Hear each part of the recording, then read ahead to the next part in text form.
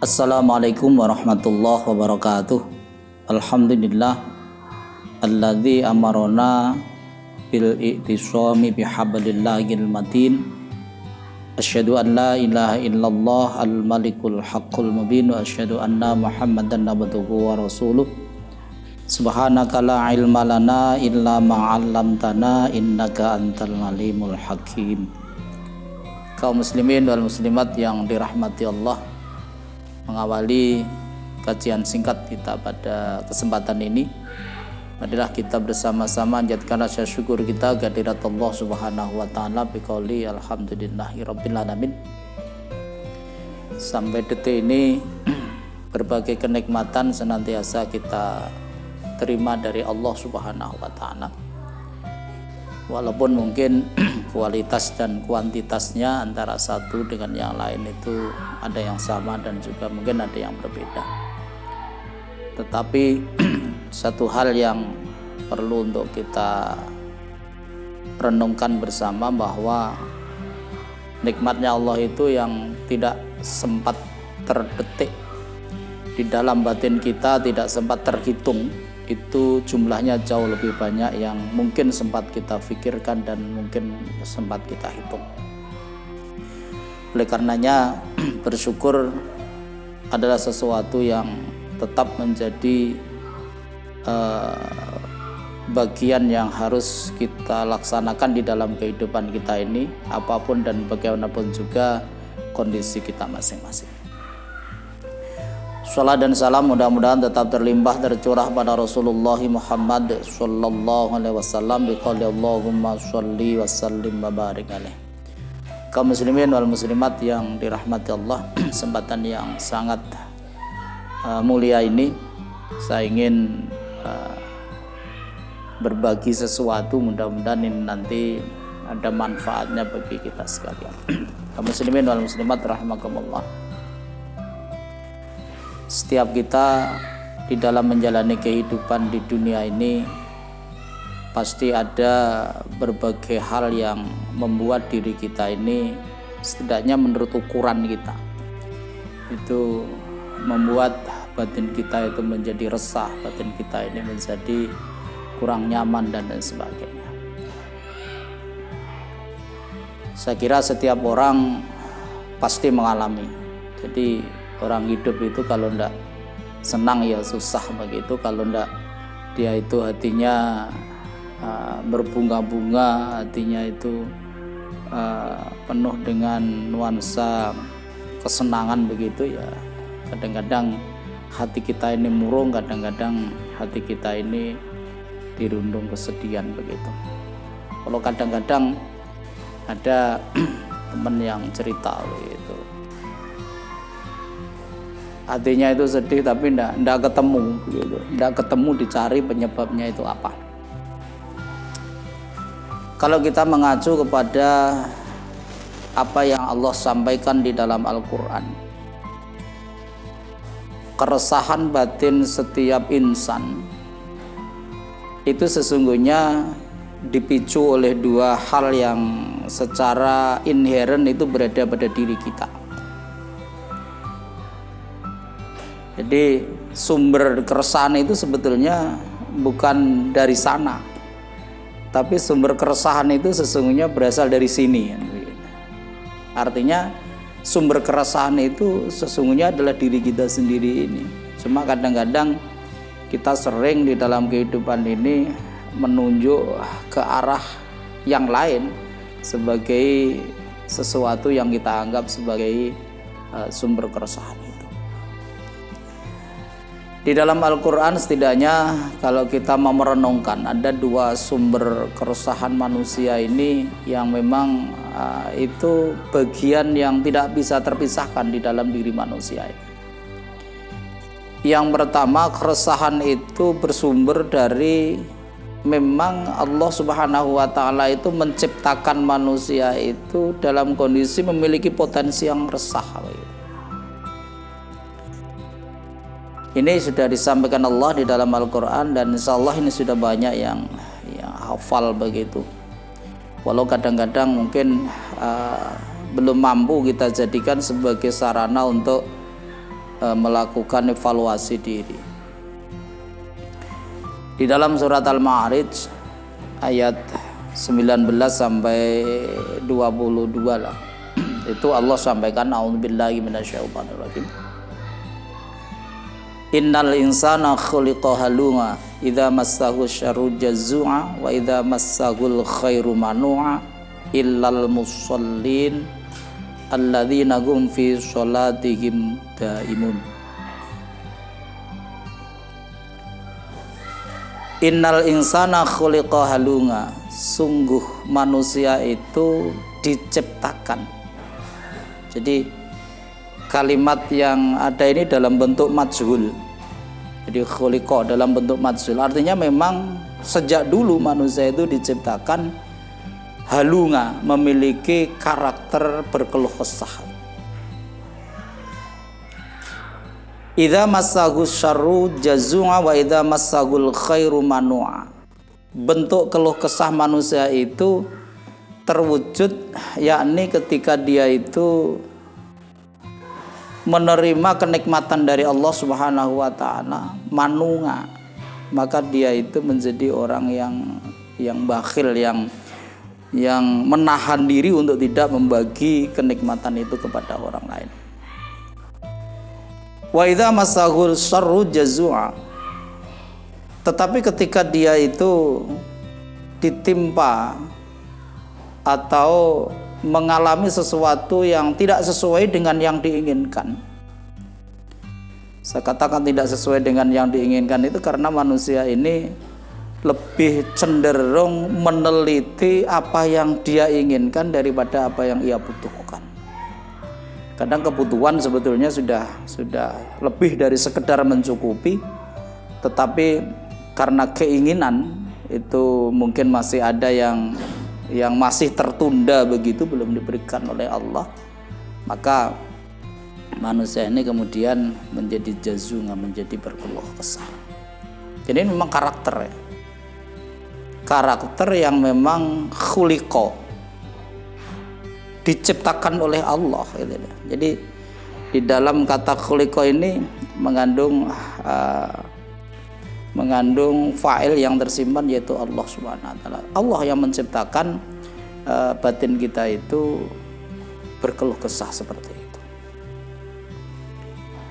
Mengapa Allah Subhanahu wa taala menciptakan batin kita itu berkeluh kesah? Ya kembali bahwa semua kita harus menyadari kehadiran kita di dalam kehidupan dunia ini seperti yang Allah sampaikan di dalam surat Al-Mulk, bahwa kita di dunia ini dalam rangka menghadapi ujiannya Allah. Alladzi khalaqal mauta wal hayata liyabluwakum ayyukum ahsanu amala. Jadi Allah menciptakan kematian, menciptakan kehidupan ini kan dalam rangka liyabluwakum, untuk menguji kamu sekalian, ayyukum ahsanu amala, siapa di antara kamu itu yang paling baik amalnya. Jadi ini harus kita sadari dan harus kita mau untuk melakukan evaluasi diri bahwa sumber keluh kesah itu bukan di sana. Sumber keluh kesah itu bukan di sana. Jadi kalau kita ini hati kita tidak tenang, hati kita berkeluh kesah, kemudian kita mencari sumber yang berada di luar diri kita, maka tidak pernah akan ketemu. Ketika ada sesuatu yang membuat hati kita ini kecewa, sesungguhnya yang menjadi sumber keluh kesah kita ini bukan sesuatu yang membuat hati kecewa, tapi hati kita ini yang kecewa ketika menerima sesuatu. Jadi kita harus berusaha untuk menemukan sumber keluh kesah itu yang berada pada diri kita. Dan nanti kalau kita ini mencari sumber keluh kesah itu dari sana, sampai kapanpun tidak pernah akan ketemu, dan sampai kapanpun tidak pernah akan bisa mengatasi problem yang ada pada diri kita. Kemudian yang kedua, sumber keluh kesah itu tetap berada pada diri kita, tetapi itu terkait dengan keinginan kita ini, yakni kecintaan yang berlebihan terhadap hal-hal yang bersifat duniawiyah. Ini Allah sampaikan di dalam surat Ali Imran ayat 14 yang ini juga sudah sangat populer, sudah sangat akrab sekali ayat itu dengan kita. A'udzubillahi minasyaitonirrajim. Zuyyina lin-nasi hubbus syahawati minan nisa wal banin wal qanatiril muqantarati minadz dzahabi wal fiddah wal khailil musawwamati wal an'am wal hars. Manusia itu hidup di dunia dihiasi oleh Allah. Jadi batinnya ini oleh Allah dihiasi dengan kecintaan kepada dunia. Tidak ada manusia ini yang hatinya itu tidak cinta kepada dunia. Dunia yang dimaksud itu adalah hubbus syahawat minan nisa, senang kepada perempuan, wal banin dan juga anak-anak, wal qanatiril muqantarati minadz dzahabi wal fiddah dan juga harta kekayaan baik itu yang berupa emas maupun perak dan seterusnya. Ada 6 itu. Inti pokok yang di sini harus kita sadari bahwa keresahan kita ini sering disebabkan karena kegandrungan batin kita ini terhadap sesuatu yang bersifat duniawiyah. Sementara sesuatu yang bersifat duniawiyah itu hanya sekedar mata'ul hayatid dunya, itu hanya sekedar kenikmatan yang bersifat duniawiyah saja. Dan suatu saat nanti itu akan kita tinggalkan. Makanya kalau Imam Ghazali di dalam kitab Ayyuhal Walad itu menyampaikan seluruh yang kita cintai dalam kehidupan dunia ini itu nanti ada 3 kelompok. Kelompok pertama ini sesuatu yang kita cintai yang menemani kita ini sampai kita ini meninggal dunia. Jadi ada sesuatu yang kita cintai dan itu menemani kita itu sampai kita meninggal dunia. Misalnya rumah kita, misalnya mungkin kendaraan kita, mungkin perabot-perabot yang ada di rumah yang sangat kita cintai, yang mewah-mewah, itu hanya menemani kita ini sampai kita ini meninggal dunia. Kemudian yang kedua, ada sesuatu yang kita cintai dan itu menemani kita itu sampai pinggir kuburan. Jadi bukan sampai kuburan, tapi sampai pinggir kuburan. Misalnya pasangan hidup kita, suami kita atau istri kita, anak-anak kita, mungkin tetangga kita, mungkin teman akrab kita, itu akan menemani kita sampai ke pinggiran kuburan, karena tidak ada yang mau menemani kita sampai ke dalam kuburan. Oh, itu ada kadang-kadang yang turun ke dalam kuburan itu. Iya, tapi nanti ketika kita ini mau ditimbun dengan tanah, maka yang ada di bawah itu kemudian menyampaikan dia akan naik, tidak mau dikubur bersama dengan kita. Makanya Imam Ghazali menyampaikan itu hanya sampai pinggir kuburan. Sementara yang ketiga, yang menemani sampai kuburan itu adalah amal soleh kita ini. Amal soleh yang ini kita cintai. Tapi kadang-kadang memang yang nomor 3 ini tidak bisa mengalahkan, kadang-kadang tidak bisa mengalahkan kecintaan kita terhadap nomor 1 dan nomor 2. Nah, ini yang kemudian menjadi problem kita, karena mestinya bagi kita ini harus lebih mencintai yang nomor 3 ini daripada yang nomor 1 dan nomor 2. Kaum muslimin wal muslimat rahimakumullah. Jadi sesungguhnya penyebabnya ini ada 2 ini. Nah, Islam menawarkan kepada kita bagaimana kita ini bisa keluar dari keresahan batin kita ini ketika menghadapi segala persoalan yang ada dalam kehidupan kita ini. Pertama, Islam mengajarkan pada kita supaya kita ini menjadi seorang manusia yang istiqomah di dalam keimanan. Jadi ini solusi pertama, kita harus istiqomah di dalam keimanan. Artinya keimanan yang sudah ada pada diri kita, termasuk iman kepada takdirnya Allah, ini harus senantiasa harus ada pada diri kita. Sehingga ketika keimanan ini ada pada diri kita, senantiasa istiqomah berada pada diri kita, apapun yang kita hadapi, kita ini sudah memiliki pagar batin bahwa tidak ada yang terjadi kecuali semuanya itu atas kehendak Allah. Makanya di dalam salah satu ayat Allah sampaikan, A'udzubillahi minasyaitonirrajim, innalladzina amanu tsumastaqamu tatanazzalu alaihimul malaikatu alla takhafu wa la tahzanu wa absyiru bil jannati allati kuntum tu'adun.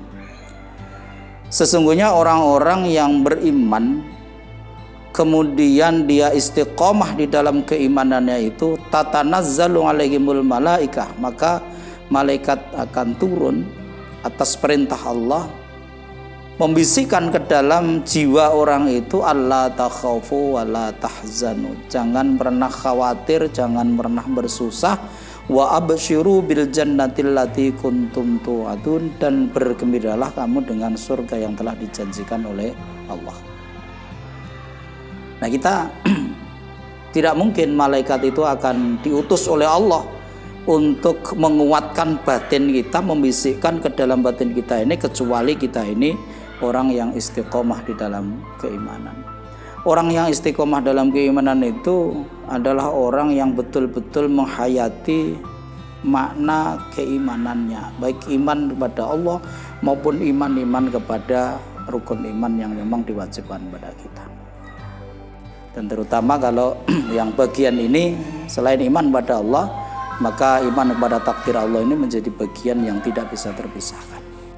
Kemudian yang kedua, solusi yang ditawarkan oleh Islam pada kita ini adalah supaya kita ini menjadi orang yang bersabar. Artinya ketika kita menghadapi apapun itu menjadi orang yang bersabar. Allah Subhanahu wa taala sudah menyampaikan di dalam Al-Qur'an ayat yang mungkin ini juga sudah banyak kita hafal. A'udzubillahi minasyaitonirrajim. Bismillahirrahmanirrahim. Walanabluwannakum bisyai'in minal khaufi wal ju' wa naqsin minal amwali wal anfusi wath thamarat wa basyiris shabirin.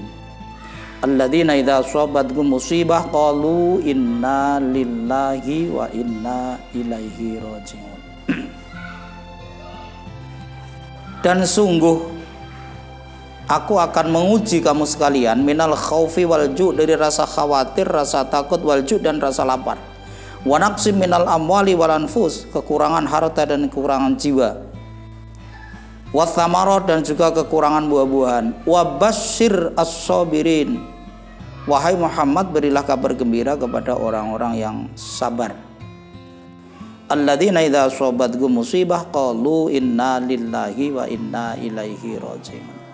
Orang yang sabar itu adalah orang yang ketika tertimpa sesuatu yang tidak disenangi, mereka itu mengatakan inna lillahi wa inna ilaihi raji'un. Kita semuanya adalah miliknya Allah dan kita semuanya ini akan kembali kepada Allah. Jadi tidak resah hatinya.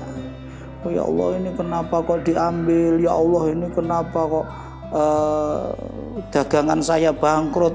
Ya Allah, ini kenapa tanaman saya kok tidak berbuah? Ya Allah, ini kenapa ini dan sebagainya. Ini harus kita hilangkan, karena sesungguhnya semuanya itu adalah milik Allah, bahkan termasuk diri kita ini adalah miliknya Allah.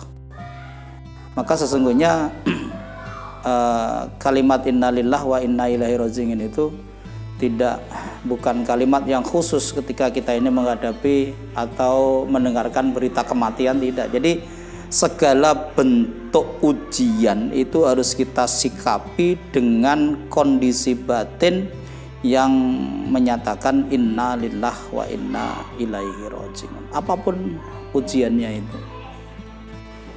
Jadi ini harus ada pada diri kita.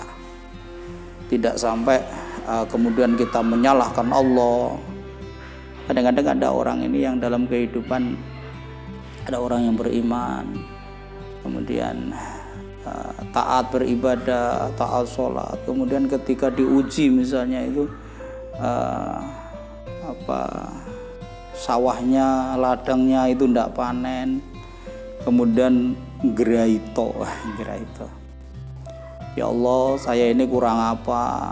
Ibadah sudah saya lakukan, sholat sudah saya lakukan, puasa sudah saya lakukan, jamaah sudah saya lakukan. Tetapi kenapa tanaman saya tidak buah, tanaman saya hancur, kenapa bisnis saya itu hancur? Sementara yang di sana yang tidak pernah sholat, yang pernah sujud padamu, tapi nyari-nyari rezeki itu kok lancar sekali. Nah ini, kalau seperti ini kan sebetulnya kita ini dalam posisi yang menyalahkan Allah Subhanahu wa Ta'ala. Kita terima saja, kemudian kita evaluasi, jangan-jangan memang sesuatu yang mengakibatkan mungkin keberangkutan kita, atau mungkin tanaman kita ini tidak berbuah dan sebagainya, itu jangan-jangan itu berasal dari diri kita.